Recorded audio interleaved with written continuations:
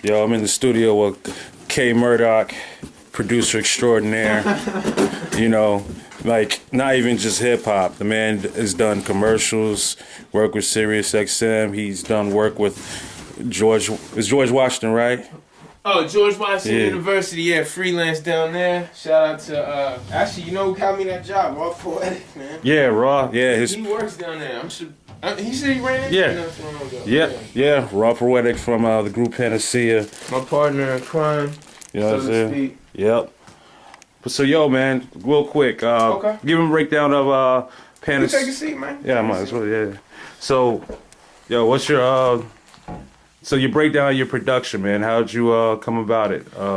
Just getting into production? Yeah, just like a brief rundown of the stuff you've done. Come on, you know me, I talk a lot, man, so it ain't gonna be brief. But no, I'm just playing. Basically, I started producing when we were at Howard. Shout out Artemis, who know me. I mean, you probably know me. I've known you longer than some of the people I work with. Like, I've known you for over 10 years now, probably 12. Back at HU, fellow Bison. And, you know, just started, I remember senior year, going into senior year, I bought equipment I wasn't supposed to. But, like, I took my financial aid and bought an MPC. It's not that one. I had the cream, the original cream one. And I bought it, started tinkering with it, and I kept at it, though. Like, it definitely was, it took me years to get comfortable using it and for people to really be like, oh, okay, I want to work with. That's always, like, when you know, when people are like, oh, that's dope, let's do some stuff. That's when you kind of like, all right, like, I might be doing something right. So I've been doing it. I worked at XM. I learned a lot there about engineering. Learned a lot about, like, the business from, I got signed while I was there, you know, doing the music and stuff. And now, after I left XM, which is crazy to think, it's been over 2 years, which is crazy. But I'm doing music full time as a music producer and engineer. And, you know, Lord willing, it's been a hustle, but I'm still here and I'm you know, still functioning and I'm able to pay my bills. And that's like the coolest thing. It's like I'm doing what I love to do and able to make a living off of it. So tell me something. What about when you made that deal with when you were approached by Glow in the Dark, right after you put out it was like 2005, right. When you were approached by Glow in the Dark, what did you see? I guess, like, in terms of the negotiating with the deal, what do you see were the pros and what do you see were the cons with that? The pros, and this is all in hindsight now I can speak because the deal obviously is over and I've seen the benefits and the detriments of, like, doing the deal. So basically the pros were that a lot of things that I have to do now as far as, like, the marketing and promoting, they were taken care of. And Glow in the Dark, shout out to Jason, Jay Sonic of, you know, who heads that. He was really good, like, at making sure things like, okay, you have a write-up in, you know, so-and-so magazine, or you're going to have ads in this magazine, or, like, your videos getting done. He was on it. And, like, a lot of that stuff that now as an indie artist, and you know, that we have to do on our own, it's nice to have somebody doing that footwork for you because it's definitely very involved. And unless you have the contacts yourself, it can be a real uphill struggle trying to even get your music on blogs and all that. So they were, like, really good at that. The cons were, the biggest con is that we didn't see no money. Like, I just had a conversation with Jason from Glow in the Dark, and he's like, yo, congratulations. You guys have finally broke even from everything that, you know, we gave you in advance. Like, you know, for all the things we spent on your records, which we haven't had a release with them in over 2.5 years, we finally recouped. So now he's like, you'll be seeing a bigger cut of your digital distribution and CD sales. So it took 5 years, but we did it. You know what I mean? A lot of people were still paying off their first advances and stuff. And honestly, we didn't really even get much of an advance. I think me and Jason split like $1,000, which in the grand scheme of things is nothing. That, like, paid a few bills. And maybe we had I bought, like, some studio gear because I always invest back into my business.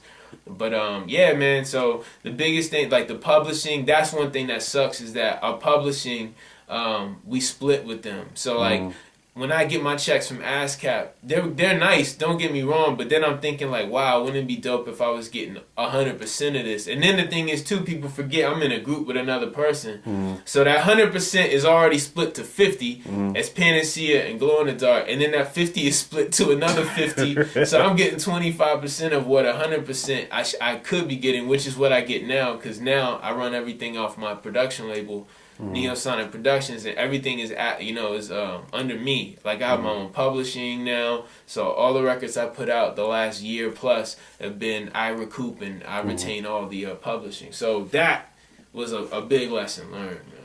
So what about like as far as like when you engineer people or when you're doing live sound, or because you do more than production, like what kind of dudes do you work out with in those aspects? My current situation at George Washington University, I'm an audio technician. So basically when they have events at one of their auditoriums, there's one in particular that I work at called the Jack Morton Auditorium, which is the auditorium whenever they have like big senators and ambassadors come in town. It's politically driven. So whenever they need somebody to come and help do stuff like setting up microphones and recording and stuff, I'm the guy they call. And basically all I do is I go down, I have a rate I get. They already know that in advance. I get the hours that I'm going to get, and then at the end of every 2 weeks, I bill them an invoice. Like I sit down, tell them these are the days I work, these are the hours, here's my flat rate, and they pay me out. I mean, it's really easy. And universities are great to deal with because their payroll is so efficient. Whereas like you deal with like artists and people on the indie tip, and it's like, yeah, man, like I did my work. So I always say, money tendered for services rendered. So if I did my service, what we agreed upon, like pay me. But then it becomes like, yeah, man, can you wait like 2 weeks until I get paid? And people don't realize as a contractor, like you're used to, like you need to be on it. Like when you do something, that money should be passed right back, So, and as far as engineering, like, it's the same way. All the deals I do it through PayPal, and that way, not only but the artist has some kind of tracked invoice or paper trail as far as when they did it and what. And, I'm real efficient with it. It's like, you want me to engineer and master an album for you, $500. You pay me $250 up front. I do the work. Once you clear it and every little thing you want tweaked, and I have no problem going back doing revisions, and it's fine. You pay me out the $250. The deal is done. And it's been good. I've built up a pretty good track record the last 18 months from doing it with some pretty big indie labels. So. Yeah, who are some of the labels you work with? Well, probably locally, my man Damu. He started a label with a guy from New York named John, or Jay Noda, and they call Redefinition Records. And Damu's actually expanding. He's the main artist on the label, but they're working with a variety of indie artists like Insight, Grap Lover, Buff One, and a few other people. So I do pretty much all his stuff. I got to do some stuff for a label in Europe called Kilowatt that is doing some stuff with some producers like Eric Lau and whatnot. And then Mellow Music Group is probably the biggest one. They're slowly becoming big. Like they're probably most known for artists like Odyssey and the cat Apollo Brown, who like blew up last year. I pretty much about every release they've done since spring of 2009 I've mastered. So. That's what's up. Yeah, man, and like it's really cool. The referral work I've gotten from them has led to like me working with other indie artists. I'm about to master an album for Mr. J of the Percussions, and hopefully my man Artemis's record. Oh yeah, of course. You already know. Yeah, so I mean that's it, and I love doing it, man. Engineering, I learned it at XM. I learned from some of the best, and it's just another skill, man. The whole thing is doing as much as you can to make yourself indispensable. So, like, if people ain't buying my beats or coming to me for production, they know they can come to K Murdock for me to engineer a record.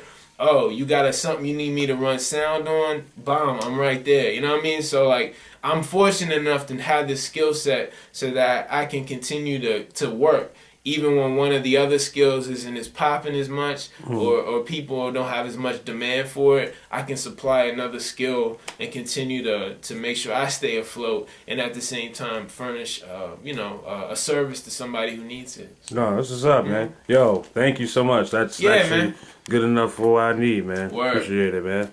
Any shout out to anything you want to do? Shout out to Panacea. Shout out to everyone I work with, man. Shout out to the homie Artemis. It's real cool to know that after all these years we were able to stay in contact. Yeah, exactly. and hopefully get some work done, man. So that's it. Cool, man. Yeah. All right.